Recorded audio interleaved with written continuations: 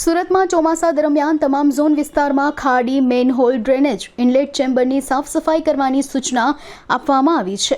શહેરમાં 90% કામગીરી પૂર્ણ થઈ હોવાનો મેયરે દાવો કર્યો છે. મેયર દક્ષેશ માવાણી અને મ્યુનિસિપલ કમિશનર શાલિની અગ્રવાલની અધ્યક્ષતામાં તમામ ઝોનના વડાઓ સાથે બેઠક યોજવામાં આવી હતી, જેમાં મનપા દ્વારા હાલમાં રાઉન્ડ વાઇઝ ચાલી રહેલ પ્રી મોન્સૂનની કામગીરીની સમીક્ષા કરવામાં આવી હતી. શહેરીજનોને ચોમાસા દરમિયાન કોઈપણ પ્રકારની હાલાકી ભોગવવી ન પડે તેના માટે બેઠકોનો દોર શરૂ કરવામાં આવ્યો છે. આજે તમામ પદાધિકારી સાથે કમિશનર, વિભાગીય વડા, તમામ ઝોનના ઝોનલ ચીફ અધિકારી શ્રી સાથે આજે પ્રી મોન્સૂનની મિટિંગ કરવામાં આવી હતી. ગત વર્ષે જે જગ્યાએ પાણી ભરાય છે, આ વર્ષે એ જગ્યાને શું સોલ્યુશન લાવ્યા અધિકારીઓ લેવલે તેની સમીક્ષા કરી છે.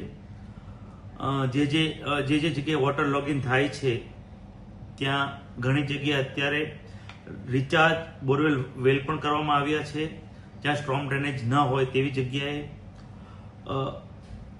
સ્ટ્રોમ ડ્રેનેજના તમામ ખાડીની સ્ટ્રોમ ડ્રેનેજ તમામ કામગીરી 90% પૂર્ણ થઈ ગઈ છે. આ વર્ષે 1 મહિનો વહેલો વરસાદ આવવાના કારણે તમામ કામગીરી અત્યારે 90% પૂર્ણ કરી છે. આવનાર 3-4 દિવસમાં તમામ કામગીરી પૂર્ણ કરવામાં આવશે. સ્ટ્રોમ ડ્રેનેજના તમામ બોક્સ ઉપર કલર થઈ જાય, સ્ટ્રોમ ડ્રેનેજ તમામ 100% કામગીરી પૂર્ણ થાય તેની માટે આજે સૂચના આપવામાં આવી છે.